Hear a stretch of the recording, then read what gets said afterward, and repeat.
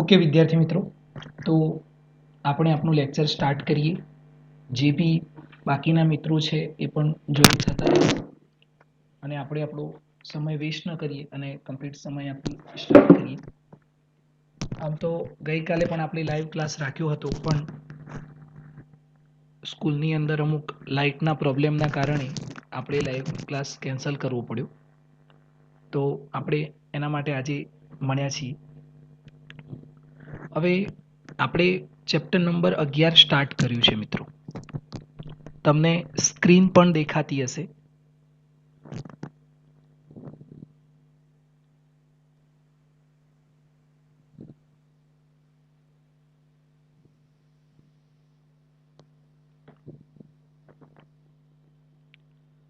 Okay, આપણે chapter number 11 start કર્યું છે અને આજે એનું પાર્ટ 2 જોઈ રહ્યા છીએ આપણે. એટલે એક બીજા નંબરનું આપણું સેશન આપણે ભણી રહ્યા છીએ.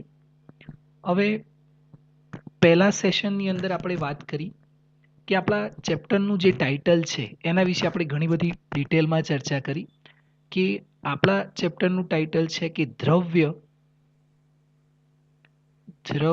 અને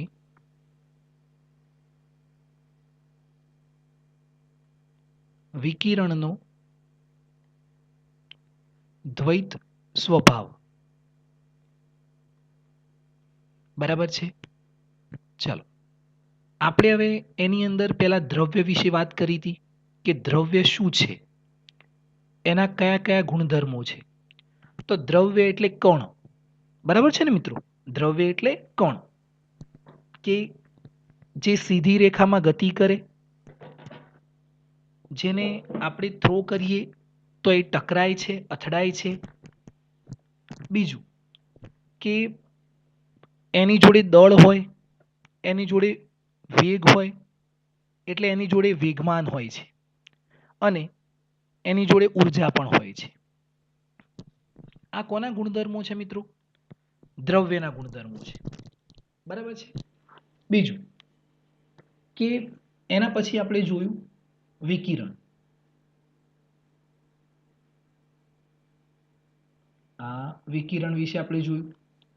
તો વિકિરણના ગુણધર્મો શું હતા મિત્રો? કે વિકિરણ એ સીધી રેખામાં ગતિ નથી કરતું. વિકિરણ એ સીધી રેખામાં ગતિ ન કરે. તરંગ, બરાબર છે?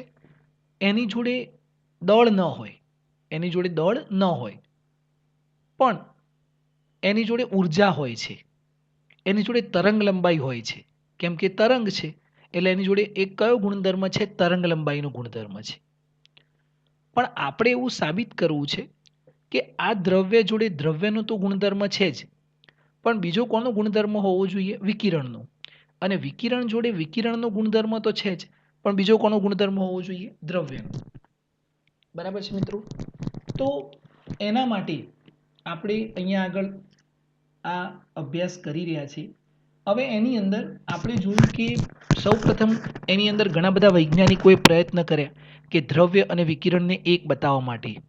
તો એની અંદર આપણે ઝડપથી ફરીથી એકવાર રિવાઇઝ કરી લઈએ કે સૌથી પહેલા કુક્સ ડાર્ક જે છે એને કેથોડ ટ્યુબની અંદર અલગ અલગ ગેસ લઈ અને બધામાંથી કેથોડ વિકિરણો જ પસાર કર્યા. બરાબર છે? હવે એ કેથોડ કિરણ એટલે તરંગ કહીએ આપણે, છતાં પણ એ એની અંદર એક ફેન મૂકેલો હોય છે અને ટકરાય છે એટલે એનું વર્તન કણ જેવું હોય છે. આપણે એક જ પ્રયોગ પરથી સ્વીકારી નથી લેતા, પણ આપણને એક દિશા મળી. બરાબર છે? એના પછી એક્સરેઝની શોધ થઈ. એના પછી તો આપણે જોયું કે મેક્સવેલ ઇક્વેશન મળ્યા અને એ આપણને ગણતરીમાં ઘણા ઉપયોગી સાબિત થયા. એના પછી આપણે જોયું તો જે થોમ્સને ખૂબ જ અદ્ભુત એક ક્રાંતિકારી શોધ કહી શકાય, ઇલેક્ટ્રોન. કેમ કે આજે આપણે કોઈ પણ વસ્તુ, કોઈ પણ પદાર્થ, દ્રવ્યનો અભ્યાસ કરવો હોય તો સૌથી પહેલા આપણે ઇલેક્ટ્રોનનો અભ્યાસ કરવો પડે. કેમ કે કોઈ પણ દ્રવ્યનું નાનામાં નાનું કણ કયો છે? ઇલેક્ટ્રોન છે. એટલે જેવું વર્તન ઇલેક્ટ્રોન કરશે એવું જ વર્તન કોણ કરશે? દ્રવ્ય કરશે. ઓકે, તો એના પછી આપણે જોયું કે જે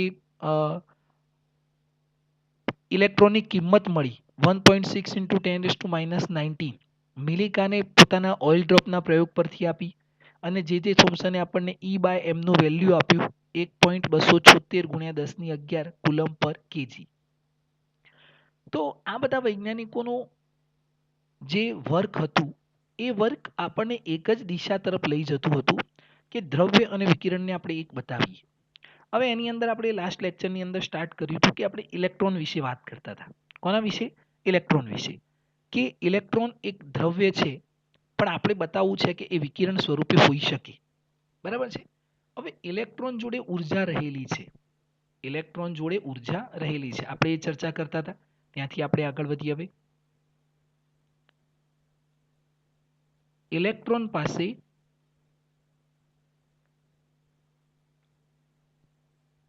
ઉર્જા રહેલી છે. ક્યારે ક્યારે આ ઉર્જા રહેલી હતી? તો આપણે જોયું કે એ જ્યારે ઓર્બિટમાં પરિભ્રમણ કરે છે. ક્યારે? ઓર્બિટમાં પરિભ્રમણ કરે છે ત્યારે. પછી એ જ્યારે બે કક્ષાઓ વચ્ચે મુક્ત પરિભ્રમણ કરે છે ત્યારે. ઓર્બિટમાં હોય ત્યારે તેની પાસે ઉર્જા હોય છે. બીજું, ઇલેક્ટ્રોન ફ્રી હોય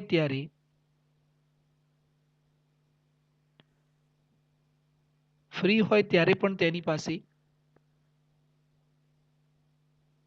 ઉર્જા હોય છે. આ આપણે ચર્ચા કરી હતી.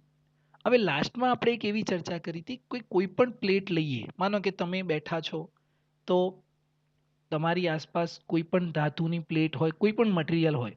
માનો કે આપણે જમવા બેસીએ છીએ તો આપણે સ્ટીલની ડીશ લેતા હોઈએ. બરાબર છે. તો એની અંદર પણ શું છે? ઇલેક્ટ્રોન છે. હવે આવી કોઈ પ્લેટ હોય, માનો કે આવી પ્લેટ છે, તો આપણે જોયું કે આપણે આ પ્લેટની અંદરથી ઇલેક્ટ્રોનને મુક્ત કરવા છે. આ પ્લેટની અંદરથી ઇલેક્ટ્રોનને શું કરવા છે? મુક્ત કરવા છે. તો અહીંયા આગળ આ એક પ્લેટ છે. આ પ્લેટની અંદરથી મારે ઇલેક્ટ્રોનને મુક્ત કરવા છે. કેમ કે કોઈ પણ ધાતુની પ્લેટની અંદર શું હોય? મુક્ત ઇલેક્ટ્રોન હોય. કોઈ અહીંયા હોય, કોઈ અહીંયા હોય, અને આ બધા જ ઇલેક્ટ્રોન અસ્તવ્યસ્ત ગતિ કરતા હોય. બરાબર છે.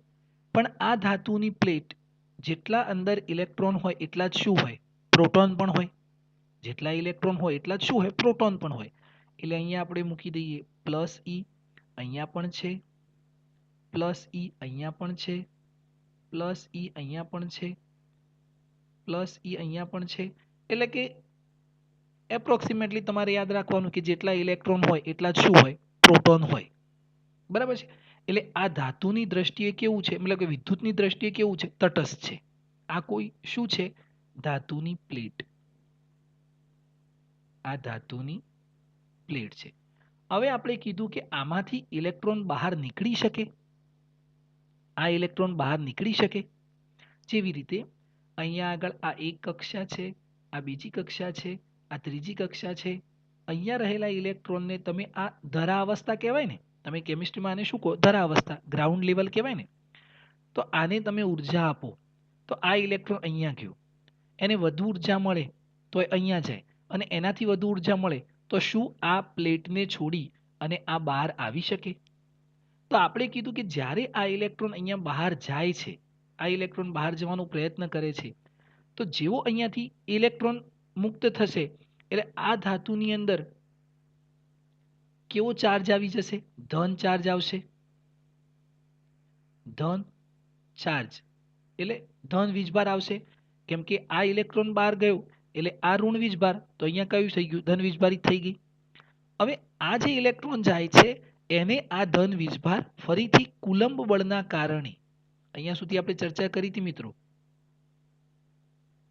કુલંબ બળના કારણે પાછો પોતાની તરફ ખેંચે છે. એટલે આ ઇલેક્ટ્રોન અહીંયાથી બહાર જઈ શકતો નથી. પણ આપણે તો ધારીને બેઠા છીએ અને આપણે નક્કી કરીને બેઠા છીએ કે આ ઇલેક્ટ્રોનને આપણે મુક્ત કરવું છે. તો શું આ ઇલેક્ટ્રોન અહીંયાથી મુક્ત થશે? આ પ્લેટમાંથી, આ જે પ્લેટ છે આ પ્લેટમાંથી ઇલેક્ટ્રોન મુક્ત થશે? અહીંયા આગળ જુઓ. તો આપણો જવાબ છે હા, મુક્ત થઈ શકે. ઇલેક્ટ્રોન પ્લેટમાંથી મુક્ત થઈ શકે. જુઓ, ઇલેક્ટ્રોન પ્લેટમાંથી મુક્ત થઈ શકે. પરંતુ એના માટે આપણે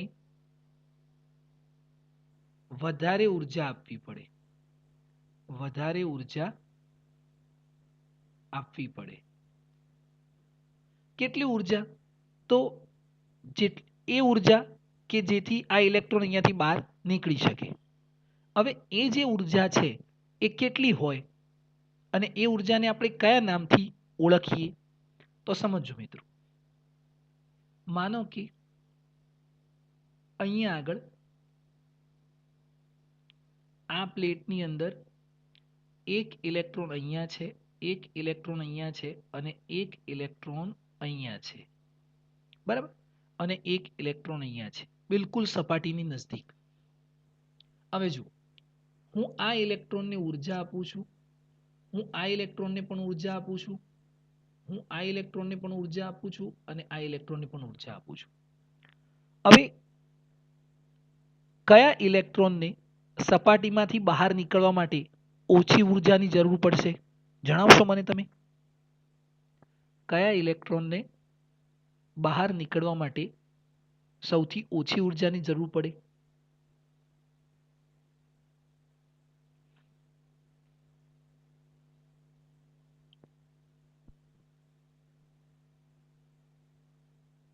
કોઈનો રિપ્લાય મળતો નથી.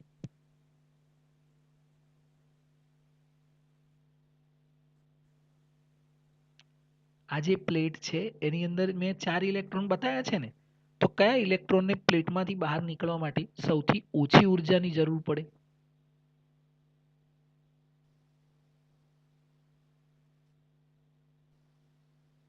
સેજલ, સપાટીથી નજીક છે એ ઇલેક્ટ્રોનને. ખૂબ જ સરસ. માનસી, બિલકુલ સાચો આન્સર છે. ઓકે, તો બિલકુલ સાચો આન્સર છે. આ જે ઇલેક્ટ્રોન સપાટીની બિલકુલ નજીક છે એને અહીંયાથી બહાર નીકળવા માટે સૌથી ઓછી ઉર્જાની જરૂર પડે. આ બહાર નીકળવા માટે સૌથી ઓછી ઉર્જાની જરૂર પડે. હવે જુઓ, હું આને ઉર્જા આપું છું 10, આને ઉર્જા આપું છું 15, આને ઉર્જા આપું છું 20 અને આને ઉર્જા આપું છું 17. આને 10 ઉર્જા આપું છું એટલે આ ઇલેક્ટ્રોન બહાર નીકળી ગયો. આને 15 આપું છું તો આ ઇલેક્ટ્રોન બહાર નીકળી ગયો. આને 20 આપું છું તો આ ઇલેક્ટ્રોન બહાર નીકળ્યો અને આને 17 ઉર્જા આપું છું ત્યારે આ ઇલેક્ટ્રોન બહાર નીકળ્યો. તો આ બધા ઇલેક્ટ્રોનને બહાર નીકળવા માટે સૌથી ઓછી ઉર્જા ક્યારે આપી આપણે? 1 મિનિટ, આપણે આને કંઈક આ રીતે સમજીએ એટલે તમે વધારે ઉભા રહેજો. આપણે એક જ ઇલેક્ટ્રોનની વાત કરીશું.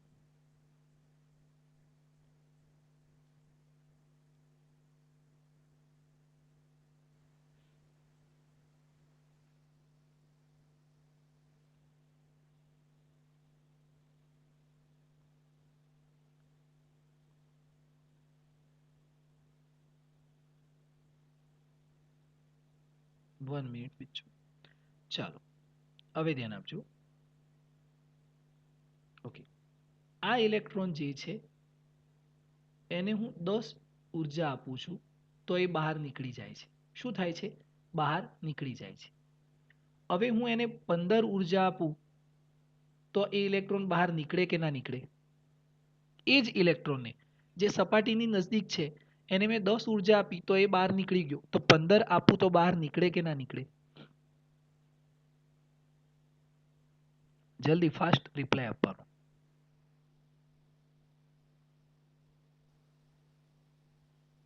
દસ આપવાથી નીકળશે. સેજલ, માનસી, નીકળશે. શું થાય બીજા વિદ્યાર્થી મિત્રો?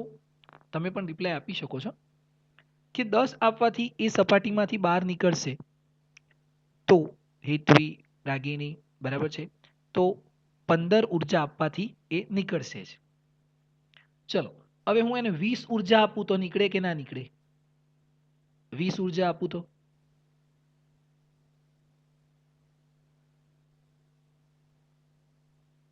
નીકળશે. બરાબર છે. 20 ઉર્જા આપવાથી પણ એ શું થશે? નીકળશે. હવે અહીંયા આપણે 10 આપીએ તો પણ નીકળે છે, 15 આપીએ તો પણ નીકળે છે, 20 આપીએ તો પણ નીકળે છે. તો આમાંથી સૌથી ઓછી ઉર્જા કેટલી છે? 10, કે જેટલી આપવાથી આ ઇલેક્ટ્રોન બહાર નીકળી જાય છે. આ ઉર્જાને આપણે કહીએ છીએ વર્ક ફંક્શન. આ ઉર્જાને આપણે શું કહીએ છીએ? Work function. ધ્યાન આપજો મિત્રો, આને આપણે શું કહીએ છીએ? Work function 50. આ એનો સિમ્બોલ છે અને એને આપણે ગુજરાતીમાં કહીશું કાર્ય વિધેય. કાર્ય વિધેય. પણ તમારે વર્ક ફંક્શન શબ્દ લખવાનું એટલે વધુ આપણને ખ્યાલ આવે. બરાબર? તો વર્ક ફંક્શનની વ્યાખ્યા શું થાય? હવે વર્ક ફંક્શનની મારી વ્યાખ્યા લખવી છે તો વર્ક ફંક્શનની વ્યાખ્યા શું થાય? તો ધ્યાન આપજો. જુઓ, કોઈ પણ સપાટીમાંથી ઇલેક્ટ્રોનને મુક્ત કરવા માટે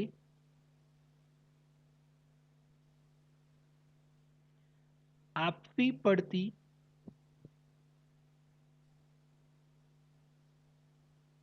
લઘુત્તમ ઉર્જાને તે સપાટી માટેનું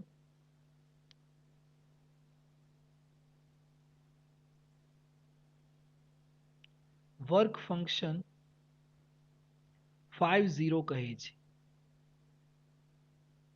ધ્યાન આપજો, ફરીથી સમજજો. અહીંયા શબ્દ શું લખ્યો છે? સપાટીમાંથી ઇલેક્ટ્રોનને મુક્ત કરવા માટે આપવી પડતી લઘુત્તમ ઉર્જા. લઘુત્તમનો મતલબ શું? ઓછી ઉર્જા આપવાથી ઇલેક્ટ્રોન બહાર નથી નીકળતું. આપણે અહીંયા શું લખ્યું છે કે ઇલેક્ટ્રોનને પ્લેટમાંથી મુક્ત થઈ શકે, પરંતુ એના માટે આપણે કેવી ઉર્જા આપવી પડે? વધારે ઉર્જા આપવી પડે. તો આપણે અહીંયા શું કામ લખ્યું લઘુત્તમ ઉર્જા? તો અહીંયા આપણે 10 થી પણ ઇલેક્ટ્રોનને બહાર કાઢી શકીએ છીએ, 15 થી પણ નીકળી શકે, 20 થી પણ નીકળી શકે, પણ સૌથી લઘુત્તમ ઉર્જા ક્યાંથી નીકળી શકે? 10. તો એ 10 જ એના માટે શું કહેવાશે? Work function. ખ્યાલ આવે છે મિત્રો? તો ઇલેક્ટ્રોન જે કુલમ બળથી જોડાયેલો છે એને તોડવા માટે આપણે અમુક ઉર્જા આપવી પડશે. પણ માનો કે 10 આપવાથી તૂટી ગયું, 15 આપવાથી પણ નીકળી જશે, 20 થી પણ નીકળશે. તો આમાંથી સૌથી ઓછી ઉર્જા કઈ થઈ? 10. તો એ જે લઘુત્તમ ઉર્જા છે એને આપણે સપાટી માટેનું શું કહીએ છીએ? Work function. ખ્યાલ આવે છે મિત્રો? શું કહીશું? Work function. તો ફરીથી, વર્ક ફંક્શન શું છે?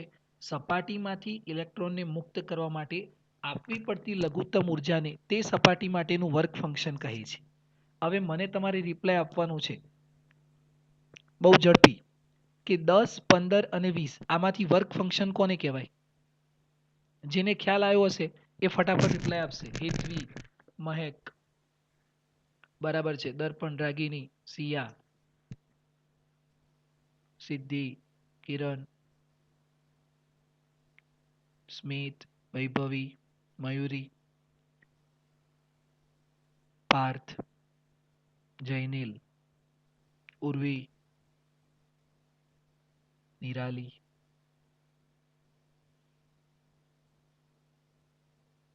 બિલકુલ સાચો આન્સર, કે આમાંથી સૌથી ઓછી ઉર્જા 10 છે એટલે એ એનું શું થશે? વર્ક ફંક્શન થશે. બરાબર છે? હવે આ જે વર્ક ફંક્શન છે મિત્રો, આ જે વર્ક ફંક્શન છે એ ઉર્જા છે. વર્ક ફંક્શન એ શું છે? ઉર્જા છે. ધ્યાન આપજો. અહીંયા આપણે નોટ કરીએ કે આ જે વર્ક ફંક્શન છે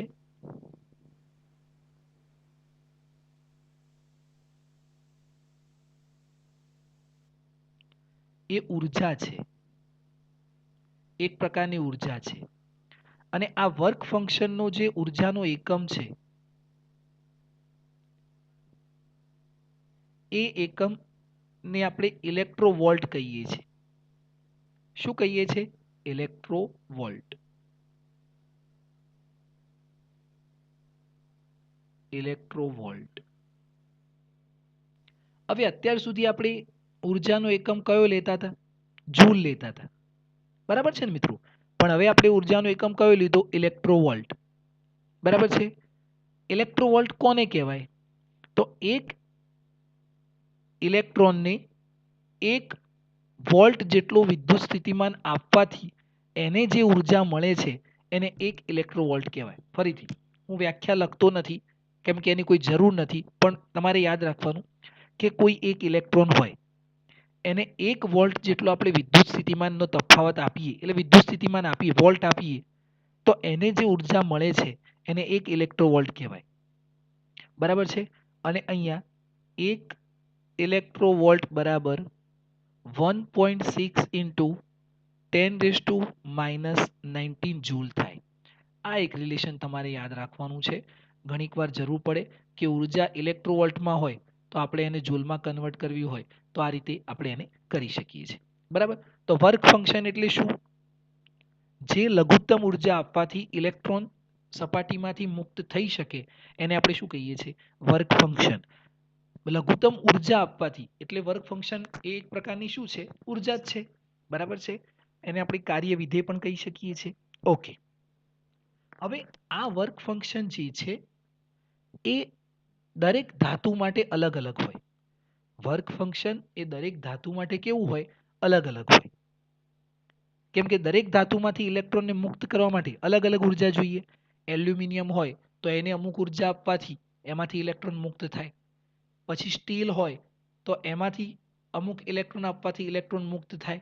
લોખંડ હોય, સિલ્વર હોય, ગોલ્ડ હોય, તો આમાં દરેકમાં અલગ અલગ ઉર્જા આપવાથી અલગ અલગ પ્રકારે ઇલેક્ટ્રોન મુક્ત થાય છે. બરાબર છે? તો એના માટે અહીંયા તમારે યાદ રાખવાનું છે કે આપણે એક ટેબલ નોટ કરીએ. અહીંયા ધાતુઓ છે અને એના માટે અહીંયા એનું કાર્ય વિધેય એટલે વર્ક ફંક્શન લખેલા છે. કાર્ય વિધેય 50 અને આ ઇલેક્ટ્રોવોલ્ટ એકમમાં છે. આની અંદર ધાતુઓની અંદર જુઓ, સૌથી પહેલા સીઝિયમ એના માટે 2.14 ઇલેક્ટ્રોવોલ્ટ, પછી 2.30, એના પછી 2.75,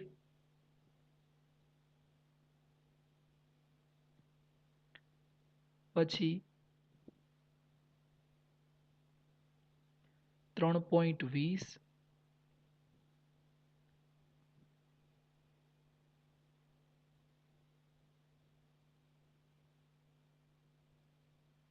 ચાર 4.17,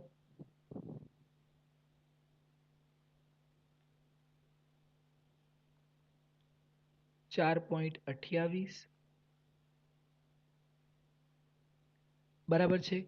અને એક તમને આપેલું છે, આવા ઘણા તમારી બુકની અંદર ટેબલ આપેલું છે, 5.65. 5.65. બરાબર છે? આ બધા જ ઇલેક્ટ્રોવોલ્ટમાં છે. આ બધા જ શામાં છે? ઇલેક્ટ્રોવોલ્ટ. ઓકે, તો આ એક તમને એક ટેબલ આપેલું છે. 1 મિનિટ, અહીંયા બરાબર છે? આ ટેબલ પરથી તમારે અમુક માટે યાદ રાખવાનું છે. આમ તો જો કે જ્યારે એક્ઝામની અંદર આવો કોઈ એક્ઝામ્પલ પૂછાતો હોય અથવા તો આના પરથી ઘણા બધા એક્ઝામ્પલ છે, આપણે જોઈશું મિત્રો, પણ તો એ વખતે તમને આ કિંમતો આપેલી જ હોય છે, છતાં પણ આપણે એને યાદ રાખવાનો પ્રયત્ન કરવાનો કે જેથી આપણને વધારે તકલીફ ન પડે. જો આપણને યાદ જ હોય તો એની અંદર ટાઈમ ઓછો વેસ્ટ થાય છે. બરાબર છે? તો આ તમારે દરેક ધાતુ માટે યાદ રાખવાનું છે. ઓકે, હવે હું તમને અહીંયા એક પ્રશ્ન પૂછું કે મારી જોડે 3 પ્લેટ છે. મારી જોડે 3 પ્લેટ છે.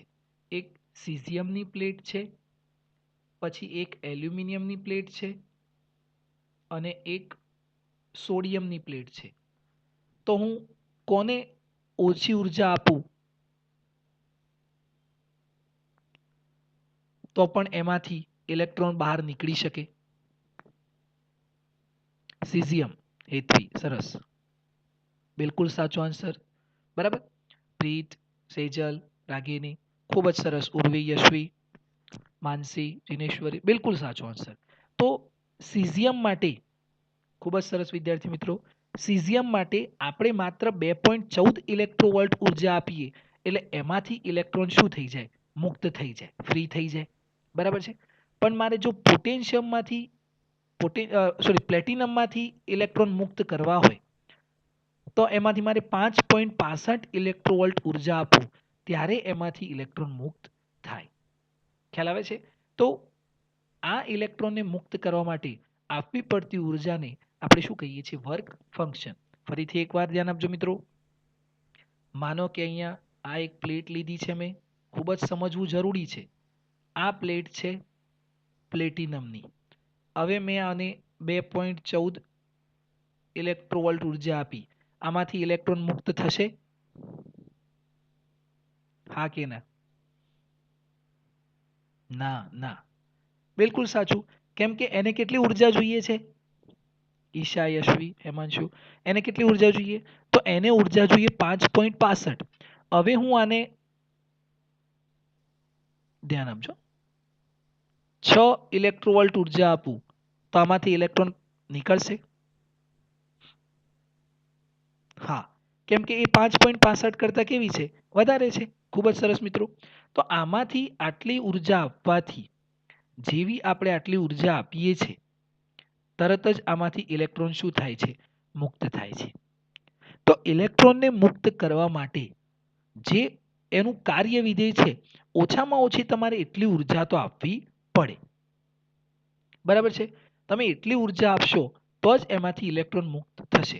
એનાથી ઓછી ઉર્જા આપવાથી ઇલેક્ટ્રોન મુક્ત થશે નહીં. બરાબર છે. ઓકે, તો આ વર્ક ફંક્શનની વાત થઈ ગઈ. ભાઈ મેથ્સનો સ્કોર કેટલો થયો? પ્રીત ને બીજા બધા વિદ્યાર્થી મિત્રો, મેચ જોવાની ઈચ્છા મને છે પણ હવે શું કરીએ? કોઈને સ્કોર ખ્યાલ હોય તો જણાવજો. બરાબર, વચ્ચે વચ્ચે આપણે કોમેન્ટ્રી કરતા રહીશું. ઓકે, આ વિદ્યાર્થીઓને એટલે આજે ઘટ પડી છે કે હા 40 હતા એમાંથી 39 થઈ ગયા, એટલે મને લાગે છે એક જણ સ્કોર જોવા ગયું. ઓકે ચલો, જોઈશું મિત્રો. આપણી બેટિંગ તો પછી છે એટલે આપણને ચાન્સ મળશે જોવાનો. કંઈ નહીં, પણ આપણે પહેલાં અહીંયા ધ્યાન આપીએ. ખૂબ જ સરસ, તમે બધા જોડાયા છો આજે. તો આ વર્ક ફંક્શન વિશે વાત થઈ ગઈ અને ખૂબ જ અગત્યનો ટોપિક છે. હવે અહીંયા બીજો પ્રશ્ન છે અને આ પણ ખૂબ જ અગત્યનો છે કે આ ઇલેક્ટ્રોન બહાર તો નીકળે. ચલો આપણે એને ઉર્જા આપી ભાઈ કે સીઝિયમ હોય તો 2.14 ઉર્જા આપી ઇલેક્ટ્રોવોલ્ટ એટલે એ એમાંથી બહાર નીકળી ગયા. પોટેશિયમ હોય તો 2.30 એટલે ઇલેક્ટ્રોન બહાર નીકળે. પણ આ ઉર્જા આપણે કેવી રીતે આપવાની?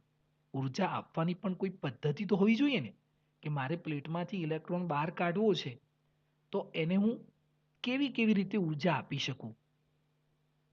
કઈ કઈ રીતે હું એને ઉર્જા આપી શકું તો એ ઇલેક્ટ્રોન બહાર નીકળે? તો ઇલેક્ટ્રોન બહાર કાઢવા માટે આપણી જોડે 3 પ્રકારની રીત આપેલી છે. પ્લેટમાંથી ઇલેક્ટ્રોનને મુક્ત કરવા માટે આપણી જોડે 3 પ્રકારની રીત આપેલી છે. જો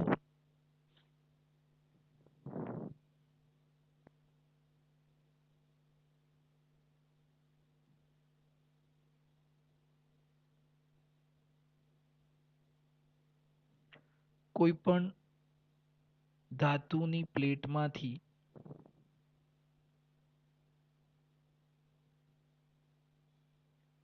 ઇલેક્ટ્રોનને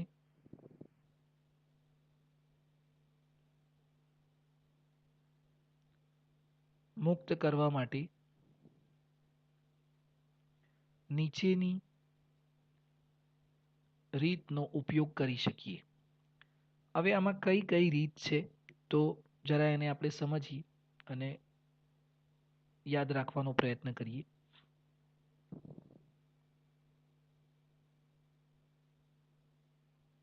મુક્ત કરવા માટે તો એમાં પહેલી જ પદ્ધતિ છે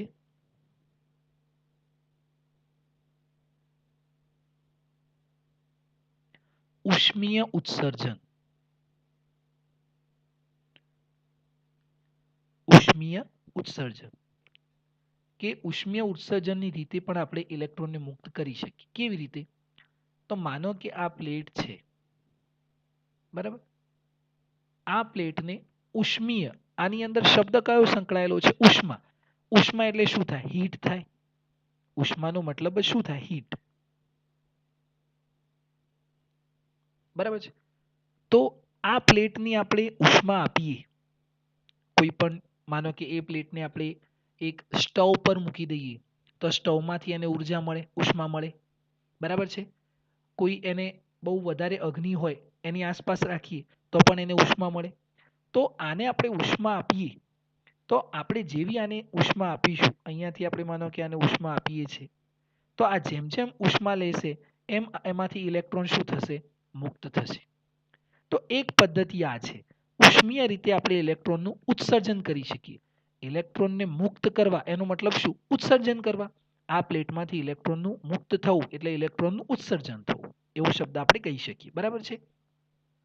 તો એક આ પ્રકારની પદ્ધતિ છે કે આપણે એને ઉષ્મા આપીને પણ ઇલેક્ટ્રોનને મુક્ત કરી શકીએ.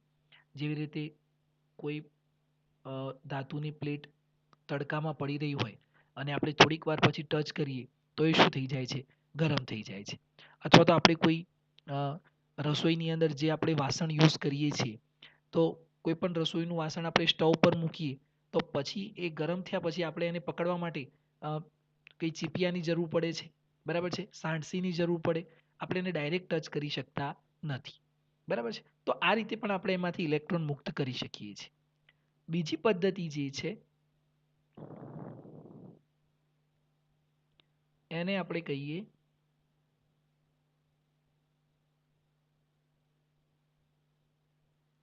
ક્ષેત્રીય ઉત્સર્જન.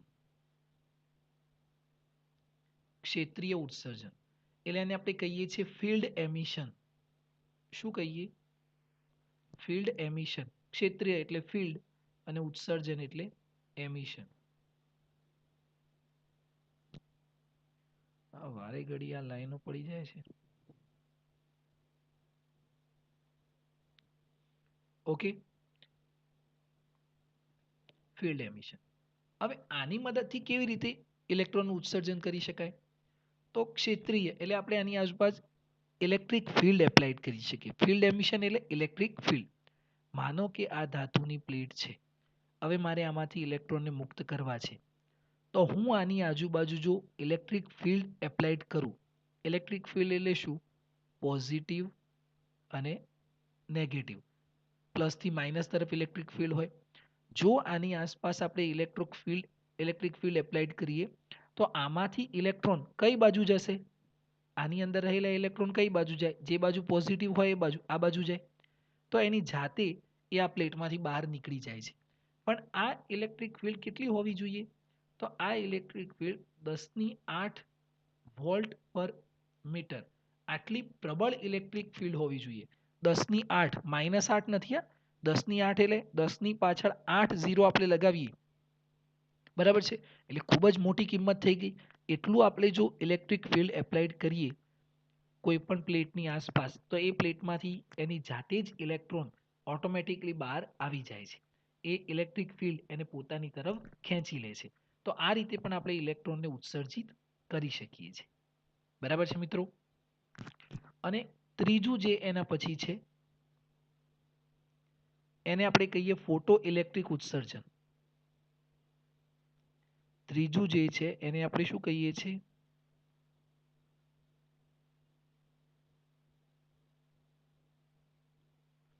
ફોટો ઇલેક્ટ્રિક ઉત્સર્જન. ફોટો ઇલેક્ટ્રિક ઉત્સર્જન એટલે કે અહીંયા આ પ્લેટ છે, આ પ્લેટને આપણે સૂર્યની સામે મૂકી દઈએ.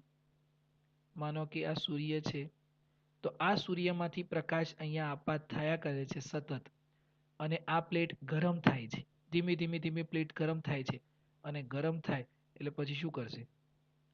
ગાળો બોલશે. એવું કરે. ગરમ થવાનો મતલબ છે હીટ થાય છે. બરાબર છે.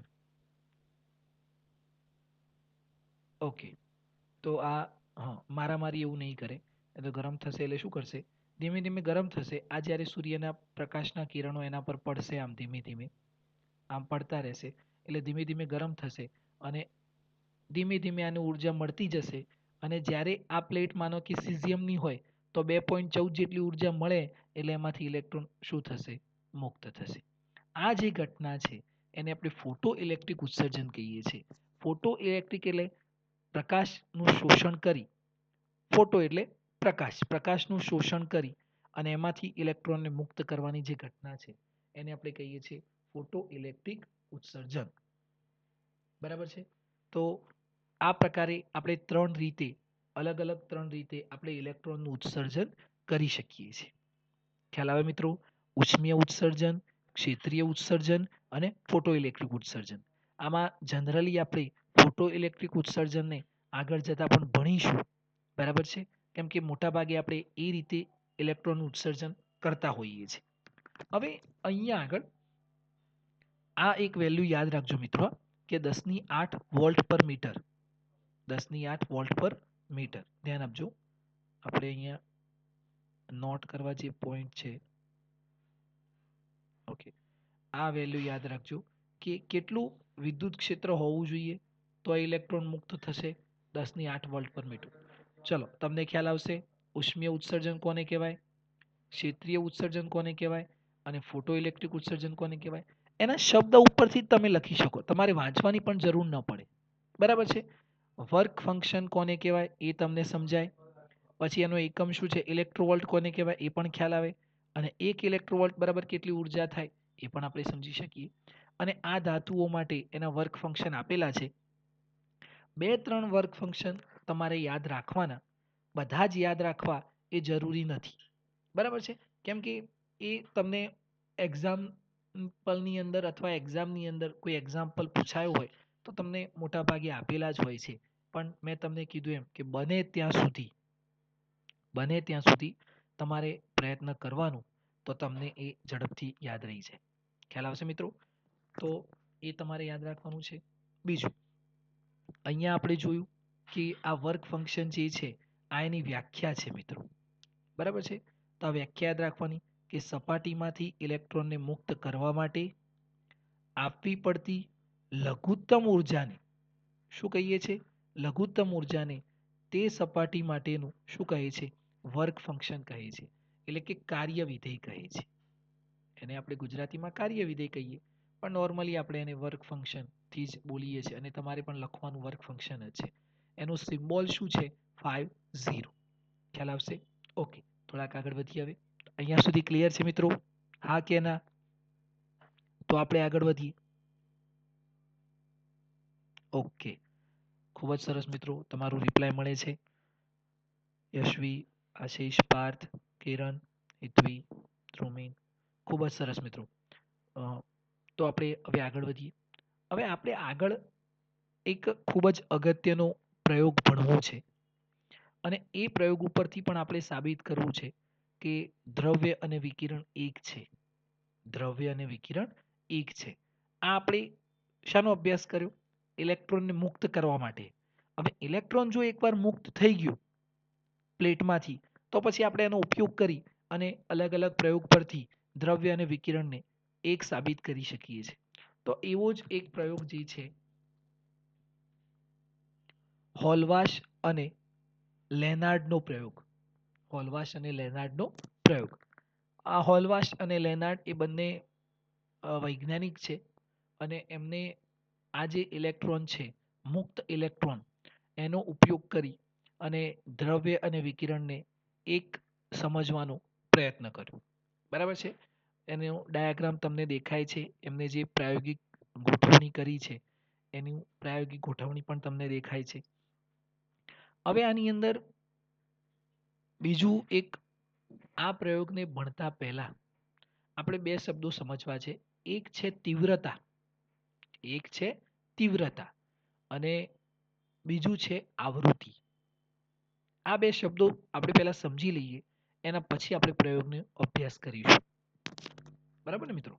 તો સૌથી પહેલા આપણે જોઈએ કે તીવ્રતા અને આવૃત્તિ ને શું છે અને એને કેવી રીતે આપણે સમજવાનું છે. ચાલો, બે શબ્દો આપણે સમજવા છે. એક છે તીવ્રતા. તીવ્રતા એટલે ઇન્ટેન્સિટી, એનો સિમ્બોલ છે I. તીવ્રતા કોને કહેવાય? તો તીવ્રતા એટલે એકમ ક્ષેત્રફળ દીઠ, એકમ ક્ષેત્રફળ દીઠ મળતી ઉર્જાને તીવ્રતા કહેવાય. માનો કે હું સૂર્યની સામે એક પ્લેટ લઈને ઊભો છું, 1 મીટર સ્ક્વેર જેટલી પ્લેટ, તો એમાં જે પ્રકાશના કિરણો આવશે અને ટકરાશે, એ જે ઉર્જા મળશે એને આપણે શું કહીએ? તીવ્રતા કહીએ. બરાબર છે. અને બીજો શબ્દ આપણે સમજવો છે આવૃત્તિ. બીજો શબ્દ આપણે સમજવો છે આવૃત્તિ. આવૃત્તિ એનો સિમ્બોલ છે ન્યુ. આમ તો આપણે એફ ફ્રીક્વન્સી લખીએ ને, પણ નવી બુકમાં સિમ્બોલ આ રીતે આપેલું છે ન્યુ. તો આપણે હવે આને આ રીતે સમજીશું. બરાબર છે. ન્યુ એટલે આવૃત્તિ. ઓકે, હવે આ તીવ્રતા જે છે એ આપણને ખ્યાલ આવી ગયો કે ઉર્જા અપોન ક્ષેત્રફળ, એટલે એકમ ક્ષેત્રફળ દીઠ મળતી ઉર્જાને આપણે તીવ્રતા કહીએ. પણ માનો કે મારે તીવ્રતા બદલવી છે. મેં તમને એવું કીધું કે ભાઈ તીવ્રતા બદલો, તીવ્રતા બદલવી છે અથવા તીવ્રતા બદલો, તો તમે તીવ્રતાને કેવી રીતે બદલી શકો? તીવ્રતાને તમે કેવી રીતે બદલી શકો? તીવ્રતાને આપણે બદલી શકીએ મિત્રો, પણ કેવી રીતે બદલી શકીએ? તો ધ્યાન આપજો મિત્રો. માનો કે મારી જોડે એક 40 વોટનો બલ્બ છે. બરાબર છે. 40 વોટનો એક બલ્બ છે. આ બલ્બમાંથી મને ઉર્જા મળે છે. તમારા દરેકના ઘરની અંદર, રૂમની અંદર ટ્યુબલાઇટ, બલ્બ બરાબર છે, આપણે લગાવેલા જ હોય છે. તો એ બલ્બમાંથી આપણને પ્રકાશ મળે છે, ઉર્જા મળે છે. હવે માનો કે તમારા ઘરના રૂમની અંદર તમે 40 વોટનો એક બલ્બ લગાવ્યો, તો તમને કંઈક ઉર્જા મળશે, પ્રકાશ મળશે. આ બલ્બમાંથી શું મળશે મિત્રો? પ્રકાશ મળશે. 40 વોટનો બલ્બ તમને પ્રકાશ આપશે. પણ 40 વોટની જગ્યાએ હું 100 વોટનો બલ્બ લગાવું તો મને વધુ પ્રકાશ મળે કે ઓછો પ્રકાશ મળશે?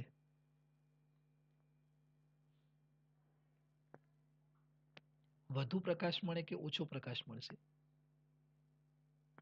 40ની જગ્યાએ આપણે 60 વોલ્ટનો બલ્બ લગાવીએ તો? માનસી, ઓછો?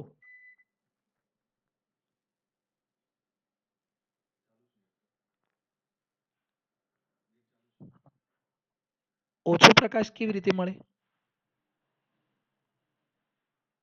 વધુ મળે. પ્રકાશ કેટલો મળશે? વધુ પ્રકાશ મળશે. તો એરિયા તો એટલો જ હતો, પહેલા જે રૂમ હતી એ જ રૂમ છે. બરાબર છે.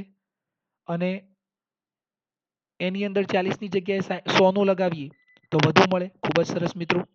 બરાબર છે. તો આ આપણે શું બદલ્યું? તીવ્રતા બદલી. બરાબર છે. તીવ્રતા બદલીએ છીએ આપણે. તીવ્રતા આપણે બદલી શકીએ છીએ. તો આ રીતે આપણે તીવ્રતાને બદલી શકીએ છીએ. પણ મારે આવૃત્તિ બદલવી હોય તો આવૃત્તિને હું કેવી રીતે બદલી શકું? આવૃત્તિને હું કેવી રીતે બદલી શકું? તો મારી જોડે 40 વોટનો રેડ બલ્બ હોય. કયો બલ્બ હોય? Red bulb. જો હું 40 વોટના રેડ બલ્બની જગ્યાએ 40 વોટનો યલો બલ્બ લગાવી દઉં. કયો બલ્બ લગાવું? Yellow bulb. તો મેં શું બદલ્યું? આવૃત્તિ બદલી. મેં શું બદલ્યું? આવૃત્તિ બદલી. આવૃત્તિ આપણે જાણીએ છીએ કે દરેક રંગ પાસે, દરેક કલર પાસે અલગ અલગ આવૃત્તિ અને અલગ અલગ તરંગ લંબાઈ હોય છે. અલગ અલગ ફ્રીક્વન્સી અને અલગ અલગ વેવલેન્થ હોય છે ને મિત્રો. તો હું તમને એવું કહું કે આવૃત્તિ બદલો, તો તમે શું કરો? રેડની જગ્યાએ યલો બલ્બ લગાવી દો. યલોની જગ્યાએ શું લગાવો? ગ્રીન બલ્બ લગાવી દો. ગ્રીનની જગ્યાએ બ્લુ બલ્બ લગાવો. તો આ આપણે શું બદલીએ છીએ? આવૃત્તિ. પણ મેં તમને કીધું કે તીવ્રતા બદલવાની છે તો તમે તીવ્રતા કેવી રીતે બદલશો? વોટ બદલવાનું. બલ્બનો જે વોલ્ટ છે વોટ એ આપણે બદલીએ તો આપણે શું બદલી શકીએ? તીવ્રતા અને આવૃત્તિ. ખ્યાલ આવશે મિત્રો? તો અહીંયા આગળ આવૃત્તિ અને તીવ્રતા આ તમને સમજાશે કેવી રીતે બદલી શકાય. આવૃત્તિ ક્યારે બદલાય? દરેક કલર જોડે અલગ અલગ આવૃત્તિ હોય એટલે રંગ બદલવાથી શું બદલાય? આવૃત્તિ. ધ્યાન આપજો મિત્રો. રંગ બદલવાથી આવૃત્તિ બદલાય છે. ખ્યાલ આવશે મિત્રો? તો આજના આ જે સેશનની અંદર આપણે તીવ્રતા અને આવૃત્તિ વિશે આપણને ખ્યાલ આવી જાય કે તીવ્રતા કેવી રીતે બદલી શકીએ છીએ અને આવૃત્તિ કેવી રીતે બદલી શકીએ છીએ. સમજાયું મિત્રો? યસ ઓર નો? તીવ્રતા અને આવૃત્તિ વિશે ખ્યાલ આવ્યો? હા, બિલકુલ સાચું. ખૂબ જ સરસ. જો તમને આના વિશે ખ્યાલ આવ્યો હોય તો આપણે હવે આ જે હોલવાશ અને લિનાર્ડનો જે પ્રયોગ છે એની અંદર આપણે અલગ અલગ પ્રકારે તીવ્રતા અને આવૃત્તિ બદલવાની છે અને આ પ્રયોગનું આપણે અહીંયા આગળ સમજવાનું છે. હવે થોડી ઘણી આપણે આજના લેક્ચરની અંદર આ જે પ્રાયોગિક સાધન છે એના વિશે સમજી લઈએ અને પછી જ્યારે આપણે મળીશું ત્યારે આપણે આ પ્રયોગ કમ્પ્લીટ પૂર્ણ કરીશું. ખૂબ જ થોડોક લાંબો પ્રયોગ છે. જુઓ, એકવાર આપણે આવૃત્તિ સાથે ભણીશું અને બીજી વાર આપણે તીવ્રતા સાથે ભણીશું. બરાબર? હવે આ પ્રયોગની અંદર આ જે તમને દેખાય છે મેં લખ્યું છે જો ગ્લાસ ટ્યુબ. આ શું છે? ગ્લાસ ટ્યુબ છે. હવે અહીંયા આપણે એક આ વિન્ડો મૂક્યું છે. આ શું મૂકી છે? વિન્ડો.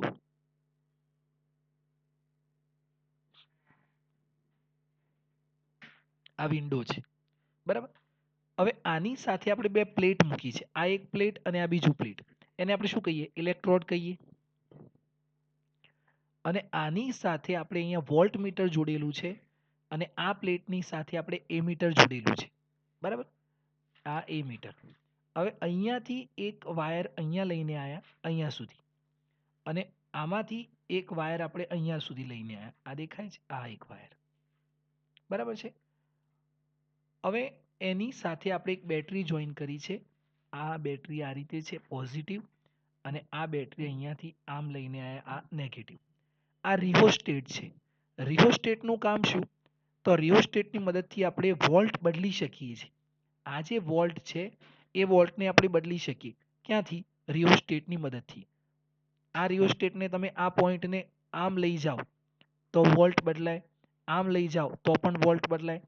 અહીંયા મૂકવાથી, અહીંયા મૂકવાથી, અહીંયા મૂકવાથી એના વોલ્ટ શું થાય છે? બદલાય છે. બરાબર છે? અને આ જે વચ્ચે આપણે લગાવેલી છે એ રોટરી સ્વિચ છે. શું છે? Rotary switch. હવે આ રોટરી સ્વિચની અંદર જુઓ, આ છેડો જે છે એ આ પ્લેટ સાથે જોડેલો છે. અહીંયાથી આવ્યો ને આમ. હવે આને જો હું આની સાથે જોડી દઉં તો આ આની સાથે થઈ અને અહીંયા આવ્યો અને આ અહીંયા થઈને કયો? નેગેટિવ થઈ ગયો. તો આ પ્લેટ અત્યારે કેવું વર્તન કરશે? નેગેટિવ. ખ્યાલ આવી ગયો મિત્રો? અને આને હું આની સાથે જોડી દઉં તો આ જે છેડો છે એ કેવો છે? પોઝિટિવ. એટલે આમ થઈ અને આ પ્લેટ કેવું વર્તન કરશે? પોઝિટિવ. આ ધન વીજભારિત, આ ઋણ વીજભારિત. બરાબર છે? પણ માનો કે હું અહીંયાથી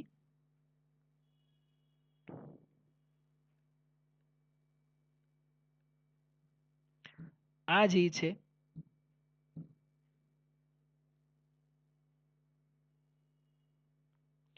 આ છેડાને આની સાથે જોડી શકું અને આને આની સાથે જોડી દઉં તો હવે જુઓ આ પોઝિટિવ છે એટલે અહીંયાથી આ પ્લેટ પોઝિટિવ થઈ ગઈ અને આને આની સાથે જોડ્યો એટલે આ નેગેટિવ છે તો અહીંયાથી જુઓ આ આમ થઈને આ નેગેટિવ થઈ ગયું. બરાબર છે? એટલે આ પ્લેટ કેવી થઈ ગઈ? નેગેટિવ. ખ્યાલ આવે છે? તો આ રોટરી સ્વિચની મદદથી આ જે રોટરી સ્વિચ છે એ રોટરી સ્વિચની મદદથી આપણે આને બદલી શકીએ છીએ. શું કરીએ છીએ? બદલી શકીએ છીએ. કેવી રીતે બદલી શકાય? તો રોટરી સ્વિચને આપણે આમ ફેરવતા જઈએ છીએ.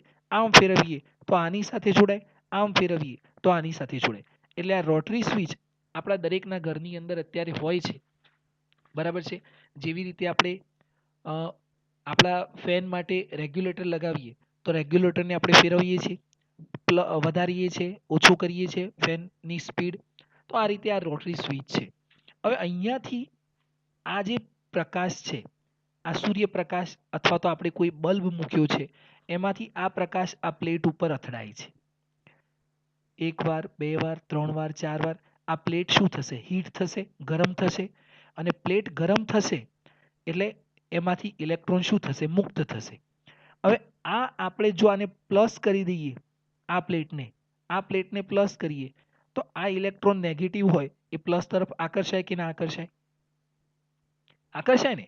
તો આ ઇલેક્ટ્રોન આમ આકર્ષાશે. જેવા ઇલેક્ટ્રોન ગતિ કરશે, આપણે જાણીએ છીએ કે ઇલેક્ટ્રોન ગતિ કરે, મુક્ત ઇલેક્ટ્રોન, કેમ કે આ પ્લેટમાંથી મુક્ત થયા. જેવા મુક્ત ઇલેક્ટ્રોન ગતિ કરે એવું જ આની અંદર આપણને શું બતાવે? પ્રવાહ બતાવે. કેમ કે પ્રવાહ કોના કારણે મળે છે મિત્રો? ચેપ્ટર નંબર 3 યાદ કરો, મુક્ત ઇલેક્ટ્રોનના કારણે. તો જેવા ઇલેક્ટ્રોન મુક્ત થાય એવું જ આપણને અહીંયા શું મળશે? પ્રવાહ બતાવશે. તો જેટલા વધુ ઇલેક્ટ્રોન એટલો પ્રવાહ વધુ, જેટલા ઓછા ઇલેક્ટ્રોન એટલો પ્રવાહ ઓછો. જો ઇલેક્ટ્રોન 0 તો પ્રવાહ પણ કેવો બતાવશે? 0 બતાવશે. ખ્યાલ આવે છે? આ પ્લેટને હું નેગેટિવ કરી દઉં તો આમાંથી જે ઇલેક્ટ્રોન આવતા હતા એ ધીમે ધીમે આવવાના શું થઈ જશે? બંધ થઈ જશે. કેમ કે આ પણ નેગેટિવ ઇલેક્ટ્રોન આવે અને આ પ્લેટ પણ નેગેટિવ હોય તો નેગેટિવ અને નેગેટિવ વચ્ચે શું થાય? અપાકર્ષણ થાય. અને ઇલેક્ટ્રોન કેવી રીતે આવશે? ખ્યાલ આવ્યો ને? કેમ કે પ્રકાશ પડશે. અને આ કઈ ઘટના છે? ઇલેક્ટ્રોનને બહાર કાઢવા માટેની આ કઈ ઘટના છે? મને કોઈ કહેશે? હમણાં આપણે 3 જોઈ ને, ઉષ્મીય ઉત્સર્જનની રીત, ફિલ્ડ ઉત્સર્જનની રીત કે ફોટો ઇલેક્ટ્રિકની રીત. આ ઇલેક્ટ્રોન કેવી રીતે બહાર નીકળે છે? કઈ ઘટનાની મદદથી?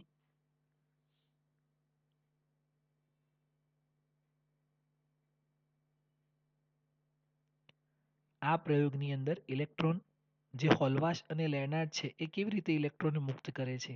3માંથી કઈ પદ્ધતિનો ઉપયોગ કર્યો છે? તમને સમજાયું હોય તો તમે જવાબ આપી શકો છો. ફોટો ઇલેક્ટ્રિક, યશવી બિલકુલ સાચો આન્સર છે. હેતવી નો પણ બિલકુલ સાચો આન્સર છે કે પ્રકાશ આપીએ એટલે પ્લેટમાંથી ઇલેક્ટ્રોન મુક્ત થાય એટલે આ કઈ ઘટના છે? ફોટો ઇલેક્ટ્રિક ઉત્સર્જન. ખ્યાલ આવે છે મિત્રો? તો આ રીતે આપણે આ હોલવાશ અને લેનાર્ડનો જે પ્રયોગ છે, હેમાંશુ બિલકુલ સાચો આન્સર છે બેટા. તો આપણે આગળ આ પ્રયોગ ભણવાનો છે અને ખૂબ જ મજાનો પ્રયોગ છે. આપણે તીવ્રતા અને આવૃત્તિ બંનેને લઈ અને આ પ્રયોગ ભણવાનો છે કે તીવ્રતા એટલે શું અને આવૃત્તિ એટલે શું, બંનેને કેવી રીતે બદલાય એ તો તમને ખ્યાલ આવ્યો. તો તમે તમારા ઘરની અંદર તીવ્રતા અને આવૃત્તિ બંને બદલી શકો છો. તીવ્રતા બદલવી હોય તો શું કરશો? બલ્બ બદલી નાખશો. બલ્બ બદલવું પણ કેવો? કલર એક જ રહેવા દેવાનું પણ એનો વોટ બદલવાનો. બરાબર છે? 40 વોટની જગ્યાએ 60 વોટ, 60ની જગ્યાએ 100 વોટ, 100ની જગ્યાએ 120 વોટ. પણ આવૃત્તિ બદલવાનું કીધું હોય તો વોટ એટલો જ રાખવાનો પણ શું બદલી દેવાનું? કલર બદલી દેવાનો. બરાબર છે? બિલકુલ સાચું માનસી. તો તમે આ રીતે આવૃત્તિ બદલી શકો છો. ઓકે, તો આપણે આપણા સેશનની અંદર આજનું આ જે લેક્ચર છે એમાં હું એવી આશા રાખું કે તમને ખ્યાલ આવ્યો હશે. બરાબર? અને ફરીથી આપણે આ વિડીયો જે છે એ ગ્રુપની અંદર પણ મૂકીશું. બરાબર? અને આપણે યુટ્યુબ પર પણ એને અપલોડ કરીશું. તો ફરીથી પણ તમારે એકવાર જોવાનું. તો તમે સાથે સાથે જોતા જશો તો તમને આની અંદર કોઈ પ્રોબ્લેમ આવશે નહીં. ખ્યાલ આવશે મિત્રો? ઓકે, તો આ જે લેક્ચર છે એની અંદર આજે આપણે અહીંયા લેક્ચરને પૂર્ણ કરીએ છીએ. બરાબર?